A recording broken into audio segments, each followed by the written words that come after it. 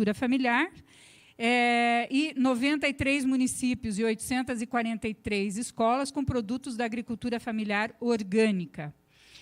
No ano de 17, eu não fiquei com os dados de 18, mas em 17, então, nós tínhamos 393 municípios recebendo agricultura familiar, 1.471 escolas, 84 municípios, aqui teve uma queda, recebendo agricultura orgânica e 806 escolas, isso em 17.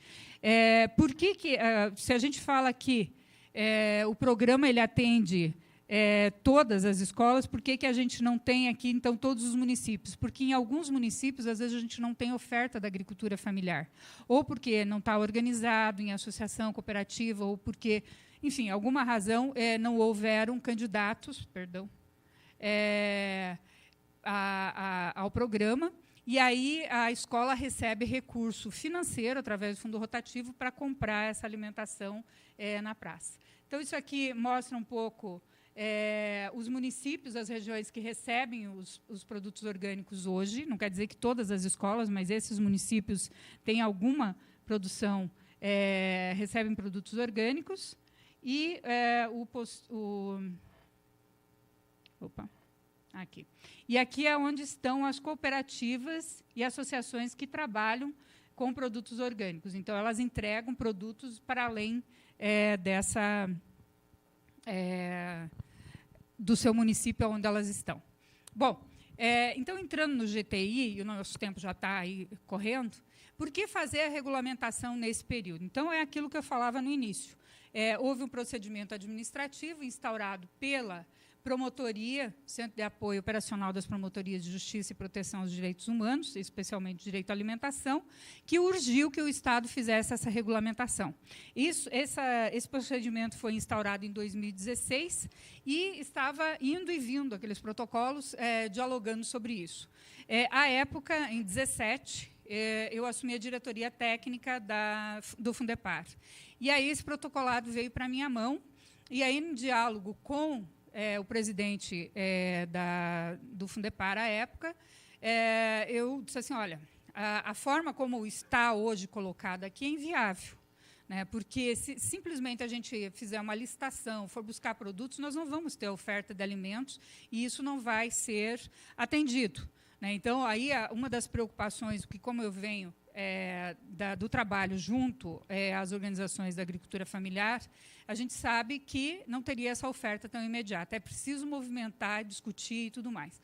E aí eu recebi um sinal verde para a gente fazer essa conversa. Fui fazer uma conversa com o Ministério Público e a promotora que estava à frente do processo, ela já estava envaretada com a demora, né? Então, a conversa foi assim, bem ardida. E aí eu propus ao doutor Olímpio, que é o coordenador do CAOP, que a gente pudesse fazer uma construção coletiva, porque simplesmente responder um protocolado não iria atender à regulamentação da lei e, muito menos, iria atender aos alunos que estão no sistema e, muito menos, aos agricultores. Então, a gente fez essa concertação. Eu chamei uma reunião, e aí, desculpa, eu estou usando eu mesmo, porque realmente a gente fez essa ação inicial. Chamei uma reunião com representantes do sistema SEAB, representantes dos agricultores, e fiz uma primeira conversa. Gente, é possível a gente construir essa regulamentação conjuntamente e tudo mais, que caminhos, enfim. Fizemos essa primeira conversa, somente um técnico, na época, nessa reunião, discordou, e disse, olha, seria melhor pedir para revogar a lei. Mas os demais concordaram e disseram, é um desafio que nós temos que assumir juntos. E aí nós começamos esse trabalho, então, convidando as instituições, e nós convidamos, à época, somente as instituições estaduais. Por isso, o SECANI não fazia parte do decreto, o INCRA não fazia parte do decreto, que era uma forma de agilizar esse processo nas respostas, enfim. E aí foram nomeados, então, 17 titulares, representando os diferentes órgãos envolvidos com a temática, né, desde Tecpar, a CED, o Fundepar, a CESA, perdão, lá vem a sopa de letrinha, né, mas são as secretarias de Estado e autarquias, e também, aí, como representantes da sociedade civil, como não havia uma possibilidade de a gente fazer uma grande discussão, se chamaram os conselhos afetos à área. Então, aí, o Conselho de Segurança Alimentar, o Conselho Estadual, o CEDRAF, e o Conselho de Alimentação Escolar. Então, fizeram a representação da sociedade civil e a CEPORG também, dentro desse grupo de trabalho. Esse grupo de trabalho, então, formalmente foram nomeados 17 titulares, 17 suplentes, 34 pessoas, mas nós trabalhamos exaustivamente com a participação direta de 70 técnicos. E aí o Dalton se somou a esse trabalho, o Claudinho se somou a esse trabalho, e a gente conseguiu uma grande adesão, realmente, de diferentes órgãos para participar. E foi feito, então, um decreto, o decreto 9117 de março de 18, institui o grupo de trabalho. Essas fotos aqui são de reuniões do grupo. E aí nós tínhamos, por força de decreto, 6 meses para concluir esse trabalho. Um tempo curto, num ano muito difícil, né? Nós estamos falando de 2018. Qual é a dificuldade? Trabalhar num ano eleitoral. É muito complicado isso.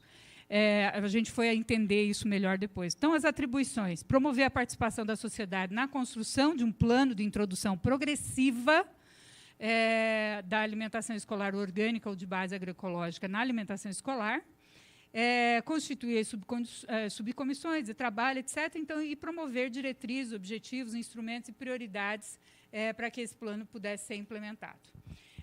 Bom, dentro dessa metodologia, então, que a gente construiu, né, do grupo de trabalho, nós tínhamos, então, que construir essa proposta usando realmente esse conhecimento, e aí entra essa questão da inteligência territorial, embora não tenhamos tantas questões tecnológicas, mas nós tínhamos pessoas, né? Então, isso é uma coisa bastante importante. Então, aí que compunham esse grupo. Esse grupo teve 7 reuniões plenárias e, no mínimo, umas 20 reuniões das suas subcomissões. Então, esse debate ele foi levado às regiões pelas próprias entidades que o compunham. O CONSEA realizou um debate interno, porque, dentro dessa construção, o CONSEA é o órgão de controle social dessa proposta, ele está responsável pelo monitoramento da implementação, então, o pós-decreto. Então, fez todo um debate para assumir essa responsabilidade e aceitou. O Instituto Emater e seus parceiros desenvolveram um encontro em Ivaiporã, um encontro do Vale do Ivaí, interiorizando a discussão, e além de incluir a temática na capacitação dos técnicos que foram contratados, né, técnicos em serviço. E o Fundepar, ele realizou, além de coordenar todo esse trabalho, ele realizou reuniões de pares. A necessidade de você ir conversando com conversas bilaterais para que pudesse se encaminhar essa proposta. E aí foram feitas conversas desde as próprias secretarias, SEAB, CED, também com técnicos dos núcleos, oficinas do Paraná Agroecológico, que nós acompanhamos, das 8 que foram realizadas, nós fomos em 5, reuniões específicas com cooperativas e uma reunião, inclusive, com a FAEP. Bom, nós tivemos como referência para essa construção Plano Estadual de Alimentação Escolar, o Programa Mais Orgânicos, o Plano de Vigilância e Atenção à Saúde da População, Programa Paraná Agroecológico, construção da Política de Agroecologia do Estado, que é um documento que tem avançado, já está quase pronto, a Política Nacional de Agroecologia, a política, a política e o plano, os objetivos do milênio, e também observamos outras leis que existem que tratam da alimentação orgânica nos sistemas escolares. A Lei Municipal de São Paulo, que, inclusive, nos inspirou no formato da nossa regulamentação, a Lei Municipal de Porto Alegre e a Lei de Marechal Cândido Rondon, que tem um elemento interessante sobre a remuneração do processo de transição agroecológica. Então, isso tudo foi incorporado dentro do formato. Então, o formato do documento ele é um decreto, né, todo mundo. Você tem uma lei, você tem que ter um decreto de regulamentação. Ele é mais enxuto, e anexo ao decreto, nós temos vinculado, então, ele deveria ser aprovado junto com o decreto, temos o plano de implementação. E aí, esse plano tem todo um detalhamento. O cronograma deste plano ele tem, de 2019 a 2021, ampliar a oferta de orgânicos para 20%. Se hoje é 8%, até 2021, a meta é 20%. De 2022 a 2024, chegar a 40%. De 2025 a 2027, 70%. De 2028 a 2030, 100% da alimentação orgânica. Por que esse número cabalístico de 2030? Bom, ele tem algumas questões. O próprio departamento já havia informado anteriormente que a meta seria atingida em 2030. Então, o Ministério Público não abriu mão dessa data que já havia sido sinalizada nos documentos. Essa data ela teve como referência um pouco a questão dos ODS. Né, os Objetivos de Desenvolvimento Sustentável eles vão ser revistos, etc., e vão ter essa virada em 2030. Então, é uma data que tem um pouco essa referência, e, a partir também, evidentemente, dos dados que nós temos no sistema de alimentação escolar, não os dados de campo, a gente foi olhando um pouco a evolução também da oferta. Então, a partir desses dados, se manteve essa meta. Mas está previsto no decreto momentos de revisão dessas metas. Então, o próprio decreto já prevê que, a cada 2 anos, elas deverão ser revistas e corrigidas. Se não vão ser atendidas, se foram atendidas, se vão ser superadas. Para quê? Para que isso seja monitorado e seja efetivo. Isso foi também uma questão que o Ministério Público não abriu mão. Em 2030, 100%. Ok, daí chega em 2029, e aí o pessoal diz assim, só chegamos a 25%. Aí não tem o que fazer. Então, por isso, se fez essa gradação também da evolução dessa oferta. Então, hoje, aqui, a gente tem como é que foi subindo, e aqui, evidentemente, porque se prevê esse crescimento, né, essa é a escala até 2030,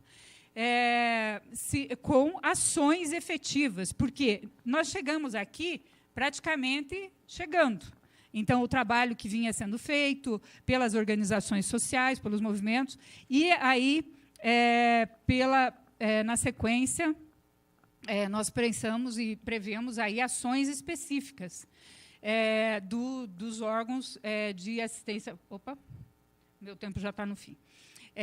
Dos órgãos da rede SEAB, principalmente. Então, se mantém aqui incentivos ao produtor, no mínimo 30% para produtos orgânicos e 10% para produtos em transição, com um máximo de permanência na transição por 2 anos. Porque senão fica aquele negócio, aquela conversão ad eterno. Então, se você entra no processo de conversão, você tem 2 anos para se tornar orgânico ou você volta a ser convencional. Né? Então, até o limite de 2030. Esse é o que existe hoje de produtores cadastrados junto ao MAPA. Né? Nós temos 2.417 produtores, a maioria deles com produção vegetal. Aqui, 2 ou mais produções, tem um pouquinho com extrativismo, um pouquinho de processamento animal, enfim. Isso é o que tem hoje no MAPA. Como eu já falei então anteriormente, o monitoramento dessa proposta vai caber ao Conselho Estadual de Segurança Alimentar e existirá nesse decreto um comitê gestor de acompanhamento e monitoramento do plano em si. Né? Então, e o plano ele está composto em eixos de produção de base agroecológica, que prevêem pesquisa, desenvolvimento, assistência técnica, conversão e certificação, educação alimentar, comercialização, e o eixo da política de incentivo à produção e oferta de alimentos, que trata dos mecanismos do próprio programa e o monitoramento e fiscalização da implementação. E um eixo específico de comunicação, transparência e visibilidade das ações. A minuta ela foi entregue no dia 19 de outubro para o governo do Estado, para assinatura. Nesse momento, ela retornou de novo à Secretaria de Estado da Educação, está parada lá, então nós precisamos aí de toda uma articulação, de toda uma força da própria sociedade civil. Essa foto aqui é da presidenta da Associação de João Surá, quando ela fez a assinatura simbólica do contrato o ano passado. Né? Então, acho que ela, eu acredito que ela exemplifique bem o que significa isso. Bom, eu vou falar assim rapidinho, daí já vou deixar a questão. Os avanços que a gente conseguiu e que a gente mapeia nesse período. Durante a construção dessa proposta, nós conseguimos que a Secretaria de Saúde, a Divisão de Vigilância Sanitária, publicasse